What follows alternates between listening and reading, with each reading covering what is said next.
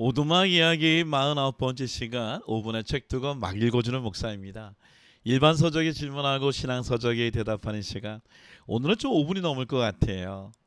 오늘 소개하는 책은요, 유발 하라리 교수님이 쓰신 사피엔스라고 하는 책입니다.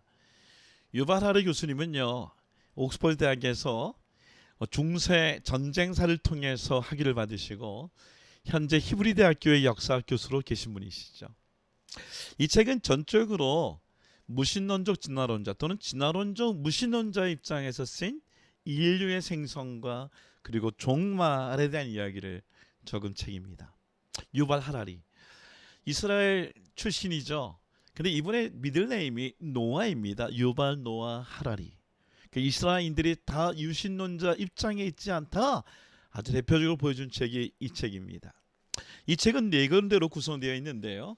첫째는 인지혁명, 두 번째는 농업혁명, 세 번째는 인류의 통합, 네 번째는 과학혁명을 통해서 인류의 출현과 그리고 오늘 과학혁명을 위한 마지막의 종말의 경고를 이야기하고 있습니다.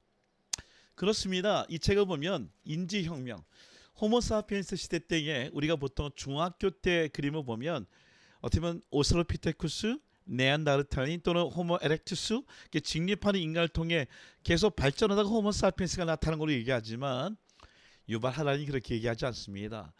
이 네 종류의 인간은 동시대에 있었대요. 자연 선택에 의하여 도태되는 이야기를 하면서도 동시대에 있는데, 덩치가 크고 뇌가 컸던 네안데르탈인이 지배인이 되지 못하고 호모 사피엔스, 즉 지혜로운 인간이 어떻게 지배자가 되었는가라는 예를 소개합니다.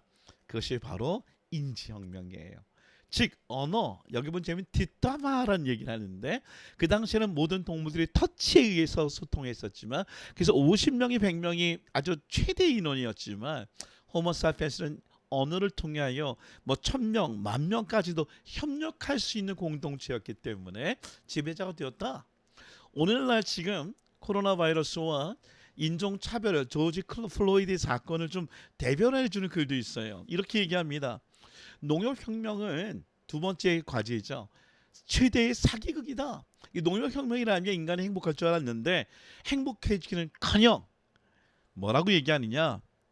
제국주의로 가는 길이 되었고, 그리고 많은 사람이 농업혁명에 의해서 있던 그 생산물을 갖고 한 지배자가 통치하는 나라가 될 수 있었다라고 얘기합니다. 그러면서 전염병을 얘기합니다. 86페이지. 고대 수렵 채집인은 전염병의 영향도 덜 받았다. 농경 및 산업 사회를 휩쓴 대부분의 전염병은 천연도, 홍역, 결핵, 가축이 된 동물의 기원을 두고 있으며 이것이 사람에게 전파된 것은 농업혁명 이후부터다. 생각해보면 메르스가 그랬던 것 같아요. 또는 코로나 바이러스도 마찬가지죠. 인간이 호모사피엔스가 얼마나 죄송합니다 폭력적인가. 덩치가 큰 맘모스나 또는 코끼리 이 모든 걸 다 호랑이 사자의 종을 다 줄여버리고 그 돼지나 소나 자기 인간에게 필요한 것들만 유지하는 그런 존재죠. 노예혁명 페이지 205페이지. 유발 하라리가 욕을 먹는 것 중 하나가 뭐냐면 인도 사건을 두고 이 제국주의에 검의 양날이 있다. 그래서 제국주의에 보면은 지지하는 얘기를 해요. 그걸 통해 과학혁명이 가져왔고 국가를 이뤘다고 얘기합니다. 저도 절대로 반대하지만 205페이지. 이와 비슷한 악순환이 현대 미국의 인종차별을 영속화했다. 16세기에서 18세기 걸쳐 유럽 정복자들은 수백만 명의 아프리카 노예를 미국으로 수입해 광산과 대규모 농장에서 일하게 했다. 그때는 노예가 수입원이 유럽이나 동아시아도 있었는데 아프리카에서 이렇게 수급됐대요.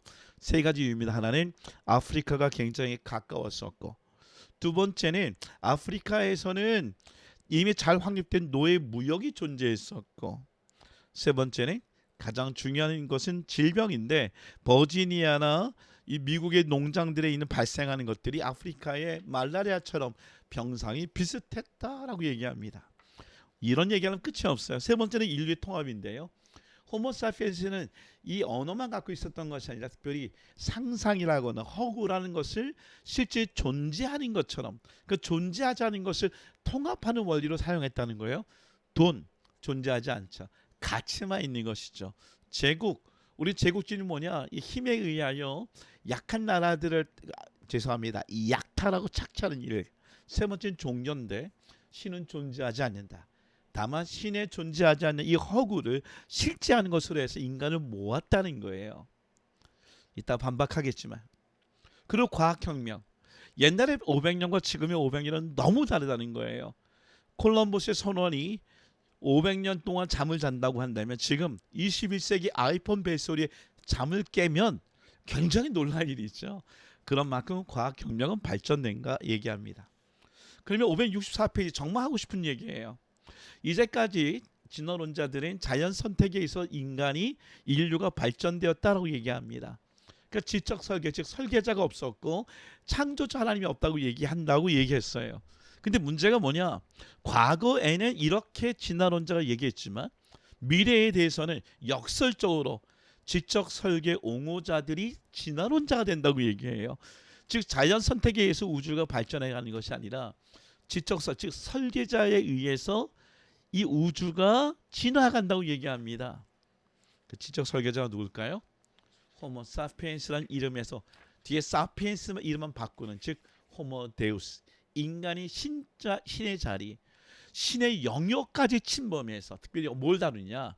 생명 그리고 죽음까지도 영원히 죽지 않는 인간, 그리고 우리가 얘기하는 것처럼 이 생명도 인간이 다룰 수 있는 시대가 오게 된다라고 얘기합니다. 근데 마지막 588페이지 스스로 무엇을 원하는지도 모르는 채 호모 사피엔스 인간 얘기하죠. 불만스러워하며 무책임한 신들 인간, 이보다 더 위험한 존재가 있을까? 정말 위험한 존재죠. 여러분, 이런 진화론적 무신론자의 갖고 있는 주장에 대답해 주신 좋은 책이 있습니다. 바로 팀 켈러 목사님의 답이 되는 기독교입니다. 팀 켈러 목사님, 제가 참 존경하는 두 분의 장로님이 계신, 하나는 전익은 장로님이시고요, 또 하는 분은 전말용 장로님이란 분이십니다. 근데 전말용 장로님이 어저께 연락이 왔어요. 목사님, 팀 켈러 목사님이 췌장암에 걸렸다고 합니다. 기도해 주세요. 제가 팀 켈러 목사님을 좋아하는 이유 중에 하나가 뭐냐? 바로 맨해탄에서 우리 한국인 2세, 코리아 아메리카 2세들 전문직에 있는 특별히 자녀들이 팀 켈러 목사님의 이 변증론을 통하여 예수를 영접하고 신앙의 테두리 떠나지 않았다는 것이에요. 거기에 중요한 사건 10페이지 보니까 뉴욕타임즈에서 인터뷰하는데 그게 뭐냐? 팀 켈러 목사님은 신의 존재나 초자연적 세계의 의회적인 사람을 위해 매주 토론장을 만든다는 거예요. 맨하탄에 있는 젊은 지식인들을 모아서 목적 12페이지 기독교의 신념과 주장을 세속주의 관점의 신념 및 주장과 비교하면서 복잡한 세상과 인간 경험에서 어느 쪽이 더 말이 되는지 묻고 있다. 여러분, 제가 그런 목사가 되고 싶어요. 사실 오늘 소개할 책은 이 책은 아니에요. 팀 켈러 목사처럼 말씀을 통해 선포하는 걸 통해 예수님을 증거하지만 또 하나 토론을 통하여 무신론자와 특별히 진화론자들과의 대화를 통해 저들의 갖고 있는 허점을 지적해주고 복음의 진리를 증거하고 싶은 거예요. 오늘 소개할 책입니다. 존 레녹스, 옥스퍼드 대학의 수학과 교수님이세요. 근데 리차드 도키슨의 신은 죽었다, 그 책에 대하여 반응한 책입니다. 책 제목도 뭐냐? 신을 죽이려는 사람들. 영어로 보면 God's Undertaker. Undertaker라는 뜻은 뭐냐면 장의사란 뜻입니다. 그러니까 장의사, 인간 신을 죽이려는 그들을 향하여 반증하는 것들인데요. 이분은 이런 얘기합니다. 5페이지. 이분은 과학적 접근, 왜냐하면 수학자이시기 때문에 변증에 성공한 분인데 과학적 지식의 부족을 신으로 설명한다는 빈틈의 신. 그러니까 과학이 설명할 수 있는 부분들을 종교를 갖고 와서 기독교로 얘기한다는 이 빈틈의 신. 이거보다 더 심각한 문제가 있다. 그것은 과학으로도 다 설명할 수 없는 영역을 무조건 진화로 메꾸려는 빈틈의 진화가 더 문제이다. 진화도 신앙이라는 거예요. 이분이 굉장히 날카로운데요. 진화론이 있기 때문에 무신론자가 생긴 것이 아니라 무신론자들이 진화론을 자꾸만 계속해서 옹호한다는 거예요. 페이지 6페이지 보면 중국의 선도적 고생물학자인 천준위안이 미국을 방문하고는 미국의 학문적 분위기에 놀랐다. 뭘 놀랐을까요? 중국에서는 다윈은 비판할 수 있지만 정부는 비판할 수 없습니다. 공산당은 비판할 수 없잖아요. 다윈은 비판하잖아요. 근데 미국에서는 정부는 비판할 수 있지만 다윈은 비판할 수 없는 곳이다. 정말 진화론이 미국 전체를 붙잡고 있어요. 신앙보다 더 위에 있어요. 그래서 오늘 존 레녹스는 이렇게 얘기합니다. 아하, 지금 이 우주는 자연 선택이 아니라 지적 설계, 즉 이 우주를 설계한 분이 있다. 그분은 하나님이시다. 시간이 너무 없네요. 10분이 넘었네요. 미안합니다. 146페이지 윌리엄 페일리 얘기를 얘기할게요. 윌리엄 페일리는 이런 얘기합니다. 내가 들판을 거닐다가 발에 돌이 채였다면 이 돌이 어떻게 거기 있었지? 질문하지 않는다. 늘 거기 있으니까. 그럼 만약 내가 땅바닥에서 시계를 하나 발견한다면 나는 이렇게 질문할 것이다. 아, 이 시계를 분명히 누군가가 제작한 존재가 있을 것이다. 우리가 시계를 보면 알 수 있는 목적을 위해 시계를 만들었고 그 구조를 이해했고 용도에 맞게 그것을 설계했던 존재가 있을 것이다.